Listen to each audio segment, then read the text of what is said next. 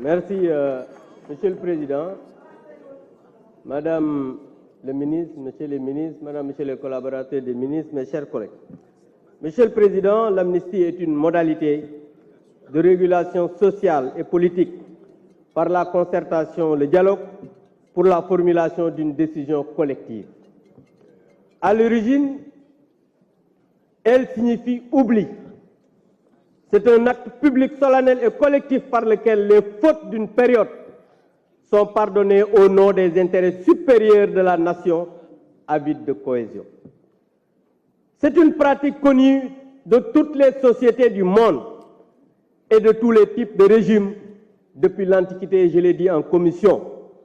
Et je rappelle que c'est en 405 avant Jésus-Christ qu'on a vu le premier décret de l'amnistie à Athènes. Lors de la Révolution française de 1789, une loi d'amnistie avait absous les révolutionnaires et les contre-révolutionnaires. Au lendemain de la Deuxième Guerre mondiale, les nazis en Allemagne ont été amnistiés. Quelqu'un me disait que oui, ils n'ont pas été jugés. Je l'ai rappelé en me disant qu'il a parlé du tribunal de Nuremberg. C'est après qu'on a amnistié les nazis, oui. Mais après la révolution de 1789, c'est en plein procès qu'on a voté une loi d'amnistie.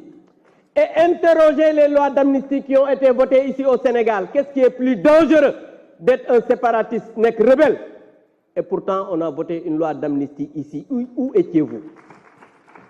Vous savez, c'est pour vous dire que pour avancer, les nations ont besoin de pardonner pour se réconcilier avec elles-mêmes. Et c'est dans cette indispensable trajectoire historique que se situe la grande et salutaire décision de Monsieur le Président de la République, son Excellence Macky Sall. Sama gaay waa ex-Pastef ñëpp xam nañ ne duñ samay xarit faraluma leen bugguma ngeen gañe dara ci réew. Mais aujourd'hui, il faut que nous waxante dëgg dëgg gi xam nga mooy lan. Tout à l'heure, quelqu'un l'a dit. Tey dégg naa victimes yi, dégg naa les familles, dégg naa ñi nga xam ne rey nañ leen mu am ay avocats yu bari ñoo xam ne nag seeni avocats lañ tey ji yu bees tàq bees pul yu ñu dajee ci paquet. Mais jamais musuma leen gis ñu taxaw fii ne ki ñu rey ki dem kaso wala yóbbul nañ ko añ wala yóbbul nañ ko reer ñun mus ñu koo wax et on l'assume. Certains de l'ex-Pastef c'est vrai am na ay bandits ay brigands loolu moom xam naa ne am na ci. Mais aujourd'hui il faut qu'on se dise la vérité. La vérité c'est quoi? suñu waxantee dëgg mooy ñii bëgguñu compétition parce que dañoo ragal ñun ku ñu xam-xam ne bëgg bëre bañ bëre.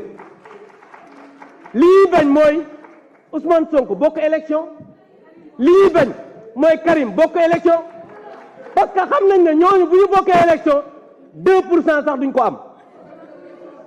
xam nga wax ji lan la affaire bu do affaire élection. On est dans un pays qui a besoin du pardon.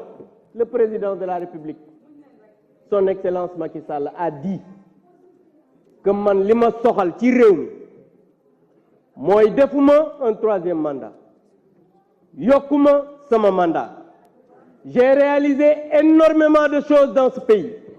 J'ai travaillé à ce que les Sénégalais mën a nekk benn. fexe naa këri diine yi nga xam ne ñoo nekk ci réew mi fu ci nekk ñu am foo xam ne dinañ fa jaamoo yàlla ci wàllu jàngu mi ak nga xam ne ay kilifa diine lañ. li ma soxla nag mooy réew mu dal réew moo xam ne nit ñi dañoo dajaloo réew moo xam ne dañoo réconcilier wu ba nga xamante ni su ma demee Sénégal dinaa ko bàyyi ci dal ba ki nga xam ne moom mooy ñëw madame le ministre l'avait dit parce que monsieur le président mooy góor googu nga xam ne ku ko yëngal du bouger. Donc je pense que li mu soxla mooy kii ñëw ak ku mu mënti doon na doon koo xamante ni dina fekk réew mu dal réew moo xam ne dañoo dajaloo nekk benn pour que Sénégal mën a jëm ci kanam réalisation yi mu fi na def mën a dem ci kanam. Je vous remercie. Merci chers collègues. La liste des orateurs est épuisée. Madame le garde des Sceaux, ministre de la Justice, vous avez la parole.